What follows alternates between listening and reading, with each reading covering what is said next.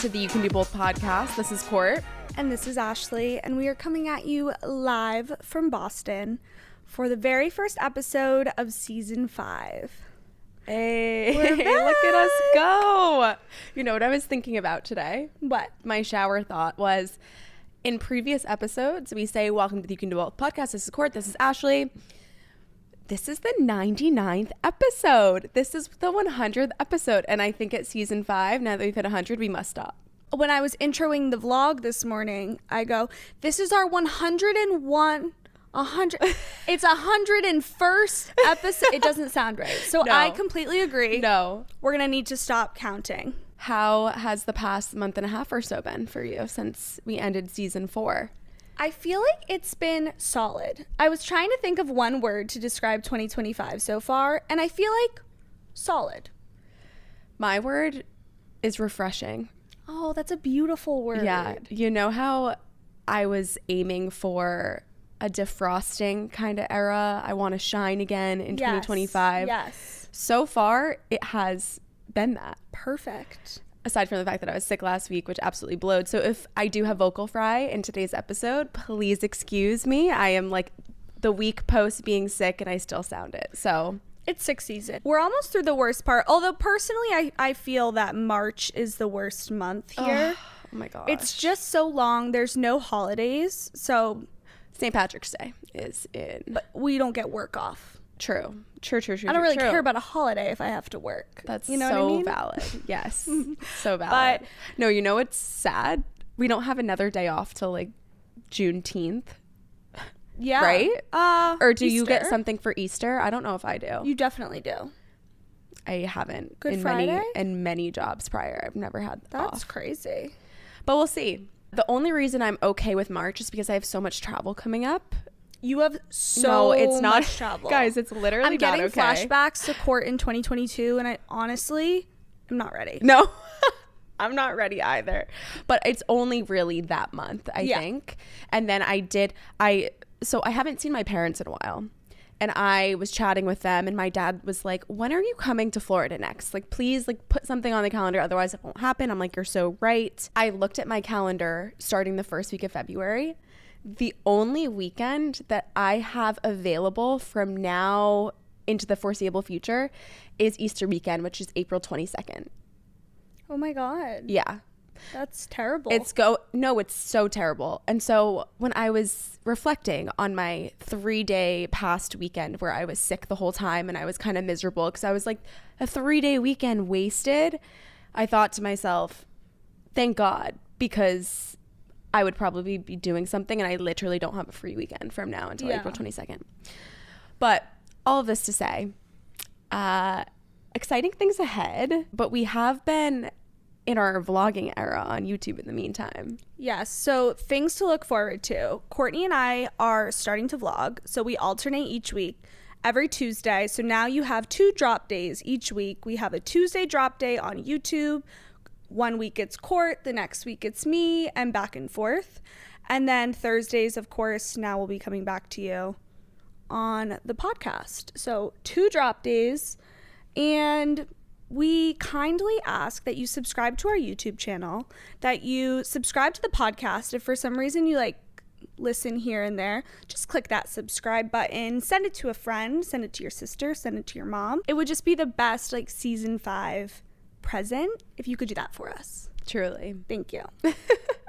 So aside from You Can Do Both items, Courtney, you started a new job. How has that been going? Oh my gosh, I did.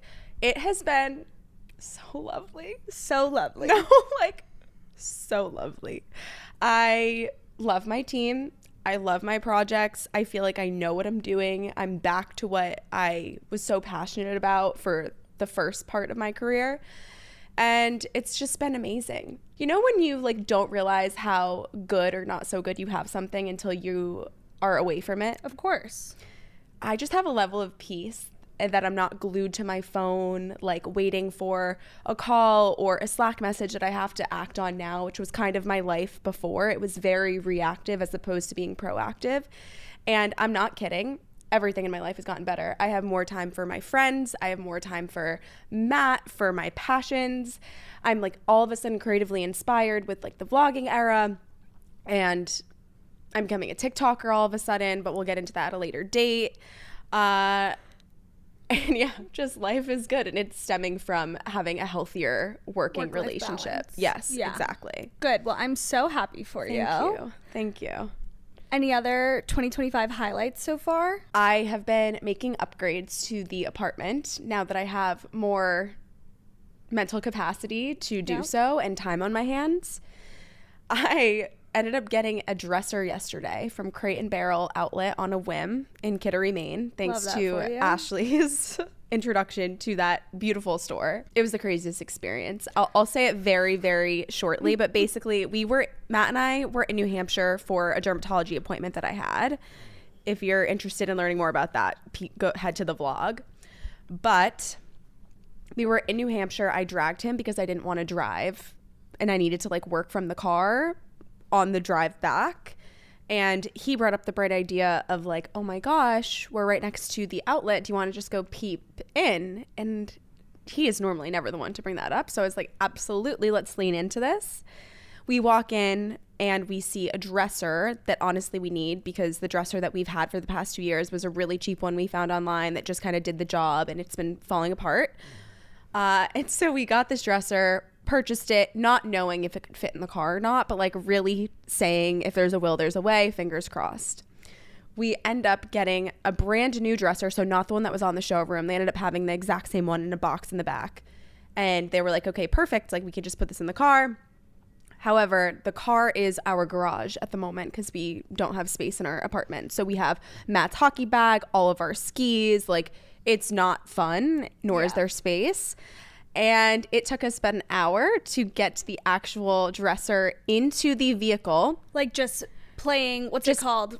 Tetris, where you're like moving things around. Oh my God. Yeah, an hour.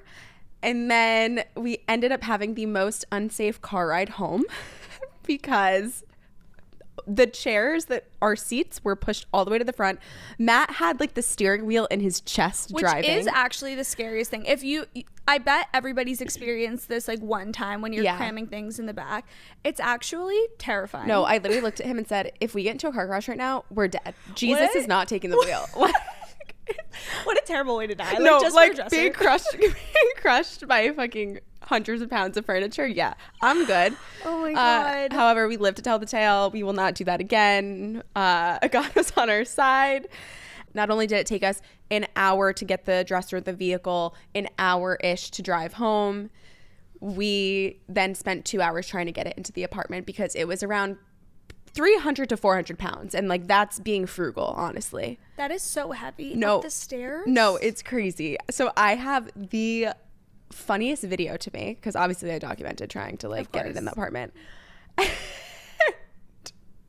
It was just I can't even put into words what we had to do to get it in there. Matt was bungeeing the dresser to his body. I was behind it, like trying to push it up, but like not. He was he could have fallen back and he moved. Called us. I said that. You have friends that live down the street that can help you. It was like 3:00 on a freaking whatever. I don't know. When we get our minds on something, we're determined we're going to do it. Okay. Like right when it needs to be done. Okay, well, just letting you know, if I'm ever in that situation, I will be calling you to help. And I'm not going to feel bad about it. No, I literally said, I said in the video, Matt, should we call backup? He goes, there is no backup. I go, Joe? And he goes, no, let's just fucking go. Like, get over here right now. Oh my God. But it was literally like the scene in Friends, like, pivot. I haven't seen Friends. No, I know. So Ashley. sorry. Pivot is the most iconic. I'll show it to you after. Okay. It's a very funny scene where they're trying to get a piece of furniture around the corner of a staircase. Anyway, I'm making upgrades to the apartment. I got new curtains. I got new pillows. I got new throw blankets. I got this new dresser. So that's been really fun in my life right now. And so fun. Yeah. more to do, but feeling really good about the progress so far. I love that. Making changes to the apartment is always the best. Wait, speaking of Crate and Barrel, I have to show you after this episode, but Joe and I got new Crate and Barrel sheets, and they are like this really dark forest green, and they match the green in our painting above our bed perfectly. Like, it looks so good. Oh my God, I love that. And then we finished our dish set as well. We got the bowls, nice. Which Joe looks at every time. I've never seen a man so obsessed with like a dish set. He fell in love with these mugs, which match our plates and whatever else we have. And then he's like, well, should we get the bowls and like the matching little plates? I'm like, yeah, if you want that. Yeah, of course. Like, I love that you care about this. Yeah, CB2 Outlet is truly just the best. But it is the problem when you buy bigger furniture. How are you going to get it back to Boston? Yeah. Because they do not ship. Yeah. And the kicker of that whole thing is we didn't even know if it was going to fit in this space. I mean, that's kind of crazy. We took an educated guess. See, those things like never work with measuring. Like mental measuring, you were always like way more optimistic. Matt found what we like. I'm pretty sure it was the exact dresser that we had in the apartment to kind of compare the sizes. Like, he looked on my phone, looked in my order confirmation, whatever. But like, still, we had no idea. So we could have gone through all of that, and then oopsie. Morgan and George bought a Crate and Barrel couch from the CB2 Outlet, mentally measured, and it didn't fit in their apartment. No. Yeah. Nope. Okay, last thing, then I want to turn it over to you. Okay. I am like every other bitch on the internet right now, and I'm reading The Let Them Theory by Mel Robbins. Yeah. And that's really been, I think, sparking my joy this Good, I past love that. 2 months or a month since I started reading it. I started reading it in February because I'm reading 1 book a month this year. Perfect. And it's been so fun. But you don't need to know about it. Just know that you should probably read it. And even though you think you know about the book because you've heard her talk about it on a podcast, or you've heard people talk about it on TikTok or Instagram, I still recommend people read it because it's not the same. I need to read it because I don't understand it. I've listened to her talk about it. I've listened to all the other people talk about it, even after reading the book. And I'm like, yeah, let them. Okay. I just don't think, in my head, I'm like, that's not a good solution for a lot of the time. So I'm sure she goes into why and when to apply it. It's a 2-parter that I don't think she talks about when she's talking about it on the podcast. So And it's a then let let them me. and then let me. And yeah. Yeah. I've really, really enjoyed it. I think you would like it too. Let's talk about your 2025. Do you have anything new hobbies, anything you're focusing on? Yeah, just some highlights. I've definitely been in my hobby era. I finally finished knitting the scarf that I started last year. I've been cooking a lot. Joe and I have been skiing a lot, I'm so happy. We have just had the best winter so far. Valentine's Day weekend, we went up to New Hampshire and we skied Gunstock, and it was actually powder for the first time in my entire life. It was the best skiing I've ever had on the East Coast. And like, I feel like him and I have just really been enjoying skiing this year. We've gone 4 times so far, which is honestly more than I feel like we've gone in a year. So that's just been super wonderful. And yeah, I've just been in my hobby era. I feel like you were always in a serial hobbyist era, but like, you've been doing so many things as of recent. All of the things. And then to go off of your reading 1 book a month, which, by the way, I think is the perfect goal. That was my goal last year, to read 1 book a month. And I think it's so perfect. It gives you like an easy timeline and you can reset it every month, which is so great. I have entered my fantasy book journey, which I've wanted to enter for a while. So I started reading the Fourth Wing series. I read Fourth Wing in January, and now I'm reading Iron Flame in February. Honestly, the book is so long. It's like 600 and something pages. I don't think I can finish it in February, but I'm going to try, but I'm still only 20% of the way through. It's like I read a full chapter and I get 1%. No, that's really defeating. It's honestly hard for me to enjoy the book because I'm like, wait, I want to finish this. Like, why is it taking so long? Yeah. But the story's really good, and I'm very into the series.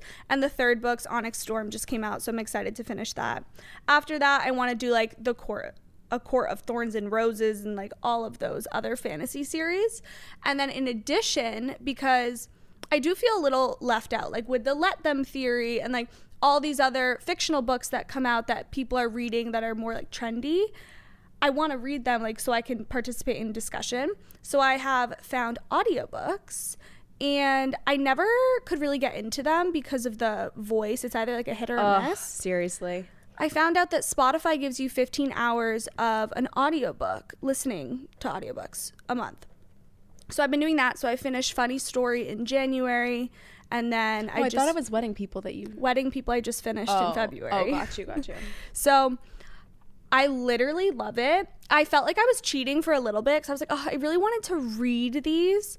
But then after talking to my book club at work, audiobooks count as long as you can recall and you're like actively listening. Like they do count as reading the book, because now I can't even read the book because I already know the plot. Yeah. So I'm just like accepting that. I'm adding it to my Goodreads, and yeah, I feel accomplished in that way. I can do my series, but then I can also keep up with like the trending books. I love that. I felt similarly about audiobooks, but when I did it for Tell Me Lies for book club, because I was simply just not going to be able to read it in time. And so I read the first half and then I listened to the last half. And I thought, because I was kind of listening to it more passively, that I wouldn't be able to recall the way that I needed to. And I was so surprised with myself. I think it's because I'm such a podcast listener and I'm really attentive. Like my brain has learned to actually absorb and like retain the information that I'm listening to, which has not always been the case, like when I was like younger and stuff. So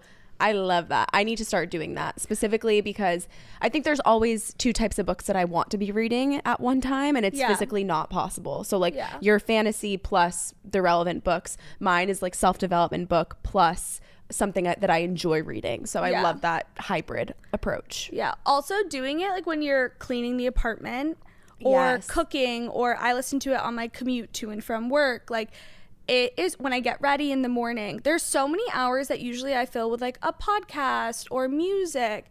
Guys, I ran out of listening hours on my audiobook, so then I started listening to The Skinny Confidential. Your girl spent $150 on a neck pillow and a warmer. Like, I can't be listening to these influencers. Not saying you should stop listening to us. You should listen to us because we actually give good recommendations. It just came in. The sauna little thing that heats up the neck pillow, terrible quality. Really? Not cute. I ordered the link directly from her website, returning tomorrow. So now that our catch-up is over, let's get into today's episode, which we are calling the 80-20 rule. And by that, I'm sure you've heard of the 80-20 rule at some point in your life, more specifically in terms of diet, but we're not talking about that. We're talking about how we're applying the 80-20 rule to every part of our life. The reason being, I think in order to do both, you need to instill 80-20 in the sense 80% is healthy choices, doing things kind of responsibly and intentionally, and then 20% indulging in whatever you want. Because in order to be at your best, operate at your best, bring your best self to situations, to everything else that you're doing in your life in terms of doing both, you need to have that 80-20 split. Absolutely. And I feel like we've talked about this, just not directly. Like, Court and I are super passionate about building routines that enable us to live within that 80-20 rule. So our routines follow the 80% on this wellness health path. You need the 20% of fun. You need to be able to go on vacation and abandon your routines, but feel so solid in that choice. Exactly. And we also talk about burnout all the time. You cannot sustain a super intense lifestyle, a super regimented lifestyle. Number one, that's not fun. Number two, you're going to get like bored of it. It's going to be a little bit too much. It's not going to allow you to have the vacations that you want. It's not going to allow you to make the memories and kind of do the things that life is all about. And so this 80-20 rule is honestly the answer to a lot of our problems, and is what is enabling us to do all of the things that is both in our world. Relating this to YCDB 31, which, by the way, I don't know how many of you participated, but there were definitely a lot of takeaways I had from that. We'll have to recap that on like another routines episode or something. But I think this goes hand in hand with YCDB 31 or any sort of New Year's resolution. By implementing and accepting 80-20 as part of your daily mindset, I think we've all been there where we're like, okay, I'm going to start this new habit. And then Monday you're great, Tuesday you're great, Wednesday you're like, oh, I really don't want to do this. And then Thursday you actually miss a day. It's so easy to be like, oh, I failed the habit. I'm not following what I said I was going to do. I give up. But like, that's where the 20% comes in. It's totally okay to miss a day, to skip a day. You just get back on the horse tomorrow. And then any progress is progress. Like, whether you do it 10 times out of 10 days, or if you do it 9 days out of 10 days, 8 days out of 10 days, it's better than 0 out of 10. And I think we can be really hard on ourselves when you miss a day or you're not as consistent as you wanted to be. But I think that borders the line of obsessive. Yes, 100%. And extremes. And we don't want to be in the obsessive or the extreme stage, which is really hard for me personally as like a very obsessive person. I want to be perfect all of the time. I want to do all of the things that I said I was going to do, and I don't want to miss a day. But reminding myself that 20% of the time it's okay. Like, we're human. We need to just live life, and it's not sustainable. And knowing, because I think we've both been there, that like the path there leads to burnout. Exactly. It's just about consistency, honestly, and committing to the 80-20 that allows you to like actually create something that's sustainable, that you can implement, that's not going to burn you out, that's not going to kind of fade away or make you feel guilty or bad about anything derailing you.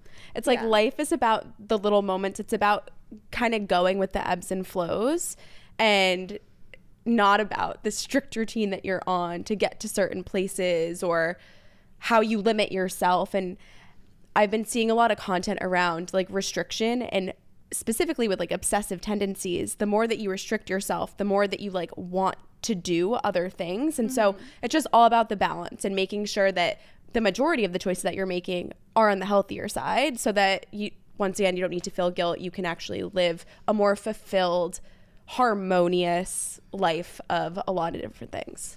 I also feel like that's the ideal state, right? That we're all working towards. You want to be so within your routines and like healthy lifestyle that like you can live and have fun. Like, same kind of thing with money, right? My ideal vision of financial freedom is being able to go out to the restaurant and order anything on the menu. When I go on vacation, I want to stay at like the nice hotel and like get the nice massage and like do the things and not have to worry about the price tag.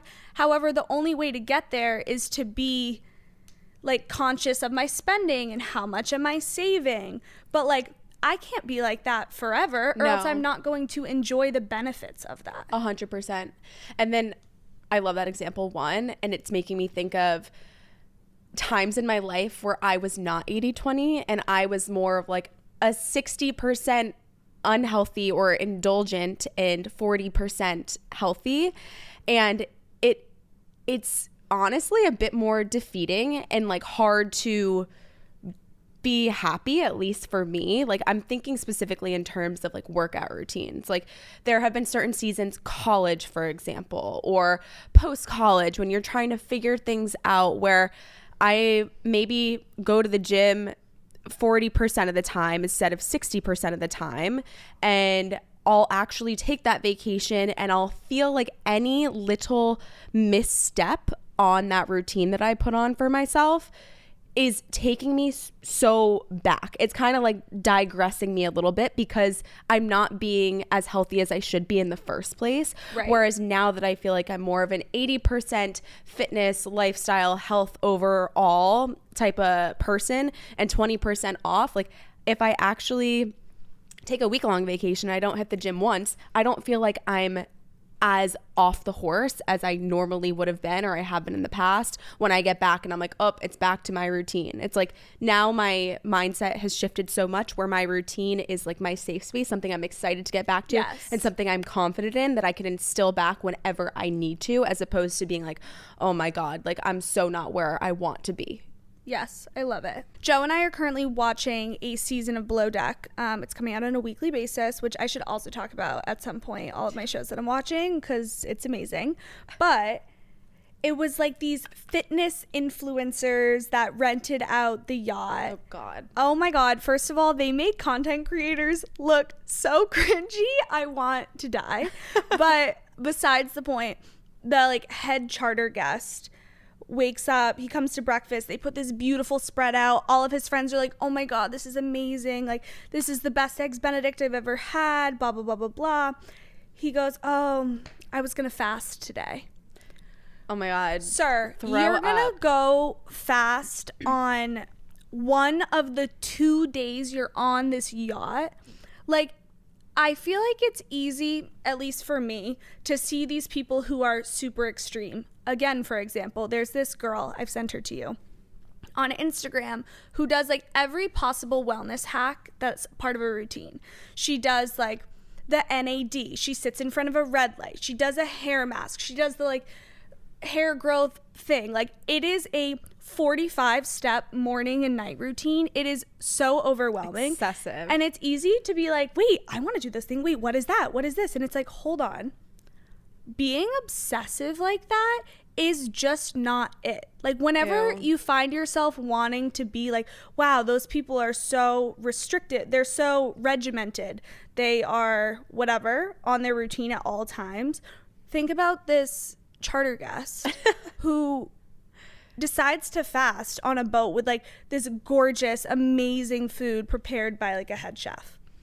Nobody wants to be like that. No, you're literally not fun. No. You are not fun.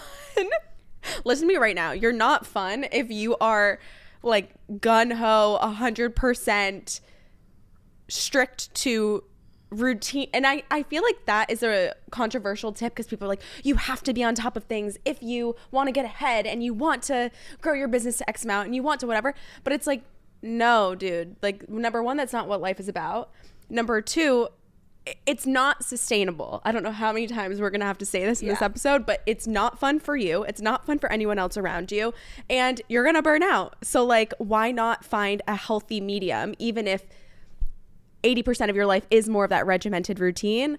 20% you absolutely need in order to be a human, honestly. Yeah, that's exactly what I was thinking, to be a human. So when we were thinking about the 80-20 rule and trying to apply it outside of health, specifically to diets and working out, the first thing that I thought of was social life and particularly city living.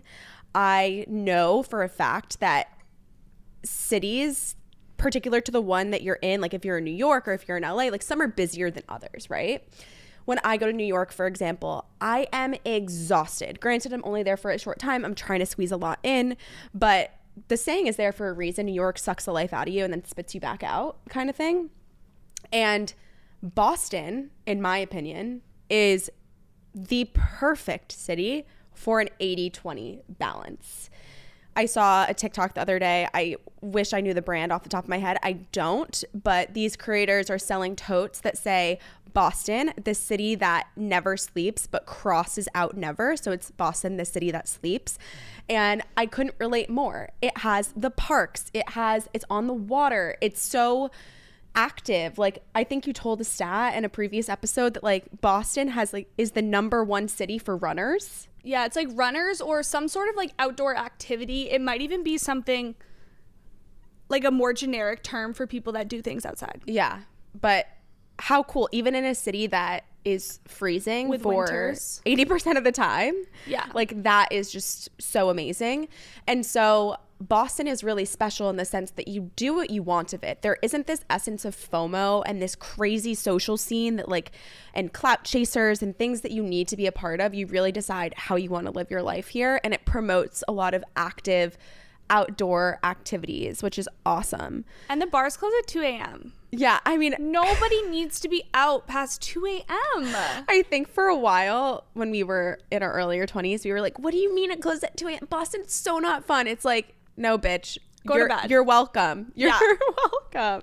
It's crazy. So all of this to say, if you live in Boston, congratulations. You might find an easier time using that 80-20 theory. And then if you are listening and you don't live in Boston, here's your reminder to try to implement that 80-20 so that you don't lose touch with yourself or progress that you're trying to make in your professional side of your life and your health standpoint, etc. 100%. I also have a tip that I have just started implementing this year when it comes to fitness. So I've been back at Equinox for like a couple months now. I took like the break for the running, and then I took the break and I did Pilates, and then I was back to Equinox, and I was like, okay, if I'm going to pay hundreds of dollars a month, I need to make sure that I am going. Yeah. For example, in December, because of the holidays, I think I went 5 times. That does not justify the hundreds of dollars that I spend. Not my fault. I wasn't here for a lot of it. However, in January, I started doing a habit tracker. And I think if you want to be consistent, creating a habit tracker, I just created it in Notion. It was so easy. It keeps you consistent. And then it also makes you feel good at the end of the week, at the end of the month. You can see, oh, look, I am doing 80-20. Yeah. 80% of the time I am meeting my habits. That's amazing. Whereas if you're not doing the habit tracker and like reflecting on what you're doing, there's no numbers to associate with how you're doing, and there's no validation. That's step 1. Would highly recommend a habit tracker. Step 2 is I said, okay, I need to go to Equinox. Equinox is my habit tracker. Like, it's on there. I want to make sure I'm going enough to justify the price. If I'm not going enough, I have a gym in this building. I can do a couple classes somewhere else, and then I can go here. I was like, I want to do a little experiment. So I made it a priority to go to Equinox as much as possible. Now, to avoid burnout, I'm not showing up and I'm not doing a weightlifting class, a cardio class every single day at 6:30 a.m. I started implementing yoga. I've never enjoyed yoga in my entire life. I don't know. Maybe it's growing up. I don't know. I was starting to get like lower back pain. And I was let me just try some yoga, right? I went consistently like once a week for the month of January. I have no lower back pain. Wow. I'm like stretching. I'm feeling good. So like I would mix in a yoga. In addition to that, they also offer, they call it the best stretch ever. I would show up to Equinox and I would just do a stretching class. Yeah. It was an hour of deep stretching and it made me feel good because I got to check off the Equinox button or habit tracker box, but I'm not necessarily like doing a cardio and burning 1,000,000 calories, but it doesn't matter. Like I'm showing promoting recovery and I'm creating the habit. Yep. And then I also even showed up, they offer meditation classes, which by the way, I'm going to one today. You can show up in like 30 minutes, sometimes an hour. I went to like a sonic meditation where they do the singing bowls. Iconic, honestly. It was amazing. And I've been to other meditation classes, and then if I'm feeling it, it'll be followed up by like a yoga session. So I just feel like I want to put that out there. Like, I think that's a good 80-20. Like most of the time I'm doing like a class and a fitness class and I'm burning calories or whatever, doing the typical working out. But 20% of the time, I'm still showing up. I'm still continuing the habit, but not to the same extent. Yeah. And while we're on the topic of working out, I have found that I really am proud of like the body that I get to show up in every day. And it has literally stemmed from giving myself 20% of rest and recovery that I normally didn't. I used to be the type of person, I've always had a healthy relationship to the way that I look and feel and how I eat and approach certain situations. But like there was a time in my life where maybe I didn't love the way that I looked as much as I should. And I would make myself work out 6 days a week, 7 days a week, whatever it was. And every time I showed up to the gym, I was actually putting stress on my body. Whereas I feel like I'm in the best kind of physical state that I'm proud to be in right now. And I don't do as intensive workouts. I maybe do intense workouts 3 to 4 times a week maximum. And then I have those active rest and recovery days where maybe I'll walk to get coffee instead of actually driving to go get my coffee, or I'll do a Pilates class or a stretching situation at home, and I still feel good because I am like, you know, I think I've just reframed my mind to know that your body needs this in order to see the progress that you want to see and feel really good. And I think it wasn't until that shift that I allowed myself to give my body that break that it actually needed so badly, and now I'm being rewarded because of it. Yeah, you literally get better results when you intentionally take rest days. Yeah. Which is so hard to wrap your mind around, but it's true. But it's science. We're backed by science. We're not scientists. I can't even say the word science. We're not science. We are not science, but this is science. This is science. I can't believe we've made it this far in the episode without talking about sleep. Oh. Guys, you know, Ashley and I are obsessed with the Whoop and tracking our sleep and getting optimal recovery. But how I approach sleep, at least during the week, is like I'm trying to be in the green at least 5 days a week, if not more. However, that 20% is allowing ourselves to go to bed late on the weekends, to drink the alcohol that's going to impact our recovery in the morning. But as long as you have the green from the rest of the week, from your week nights where you don't do much, you're fine. Your body can afford the red recovery, the yellow recovery, what have you. And I'm honestly obsessed with the Whoop. Like this has allowed me to figure out what I need to do to get good sleep and prioritize it a lot more. And I feel like I've been able to show up in my life better because of it. It's also so humbling because you can be like, oh, I feel so good. Let me check my score. And it's like, no, stop lying to yourself. Yeah. You are in the low yellow today. Yeah. Today, I have a green recovery for the first time in a while. And you can see your amount in REM. And it's also crazy. Like after a high strain day, like a really big day at the gym, you require more sleep or else you don't have a green recovery. Why are you smiling? Because this is science, guys. Oh. I'm like laughing in my head about what just happened. But this Whoop is actually science. Yeah. That's proving everything that we're talking about. Right now. Honestly, Whoop is like our biggest hack because it will also say like every day you wake up and you check off, like in a way it's like a habit tracker. It is. But like things that you do, they call it your journal. And then over time, using science, they will tell you which things impact better recovery. Like, oh, mouth tape actually improves your recovery by science, not just like some woo-woo thing you saw on the internet. Yeah, 100%. So it's pretty amazing. We love it. Whoop, sponsor us. No, seriously, they're Boston-based, aren't they? I know, they are. And we have an in there. Whoop. Whoop. You can do both the different colors. Oh my God, we should come out with a You Can Do Both Whoop band. OMG. Collab idea. I say we touch on the perfect 80-20 weekly routine. You guys know we love to do an episode around how to optimize your week, how to optimize your weekend. And I think without blatantly calling it the 80-20, it is an 80-20 kind of experience and makes you have that well-rounded week that you need to stay on top of your shit while also being a normal human. Yes. Let's talk about the week first, because I think you've had some weeks this past year where you've been like, I need to get out or I need to stay in. Yeah. So, I mean, I feel like I'm always finding the perfect balance of way back in the day, you guys have heard me talk, like I had way too many social plans and it was like too much and then my social battery was drained. And then other days, like I'll stay inside and I'm like, wait, this week I wanted to cancel all of my plans. Although I will say I've been social. Like I went out on Monday, I had plans today, like whatever.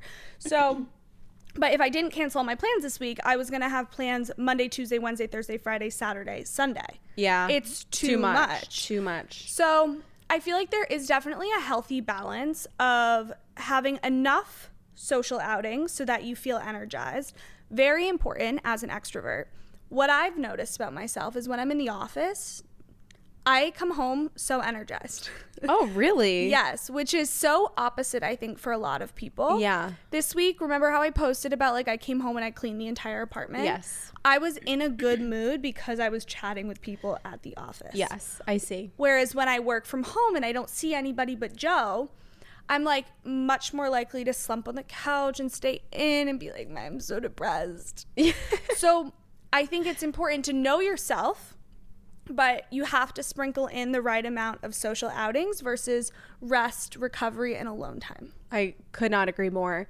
In my week, I feel like when I have the best weeks, it's when I have at least, or not at least, honestly, one post-work plan that like re-energizes me with friends. It could be staying in, it could be going out, but it's with people that you love and that you want to spend time with that energizes you. With that, you should have one intentional night of self-care. I've talked about it a million times, but Matt, I'm blessed that Matt has activities that he does. He plays pickleball on Wednesday nights. He plays hockey on Thursday nights. And so I have at least one night where it's like a me night. Like I'm drawing myself a bath. I'm lighting candles. I'm treating myself to a wink. I'm watching the Kardashians. I'm doing something very intentionally for myself. And that sets me up for a more social time on the weekends. And then the weekends is your time for however much fun that you want to have. But as you know, we love to put some guardrails around things. And there's no need to go out on Friday and Saturday night. You pick one. You pick one. Otherwise, when are you recovering, girl? When are you recovering? Yes. I personally love a Friday night going out situation because then it still feels like you have 2 days of your weekend as opposed to one day that's like really dedicated to rotting. It's like if I have a amazing Friday night, I drink and indulge. The next day, I mean, yes, I'm like slightly hungover, but like I have trained myself to not spend a whole entire day rotting in bed. Yeah. So maybe half the day is rotting, half the day is like something fun or for me.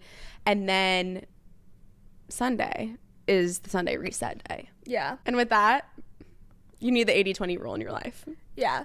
I feel like we made a pretty convincing argument today of why it's important, why we don't need to be extreme, what's going to make you a likable, great, all-around human. So I think we will leave you with that today. Welcome back for season 5. Send it to a friend. We're so happy you're here. And we will talk to you next week. Illy. Bye. Bye.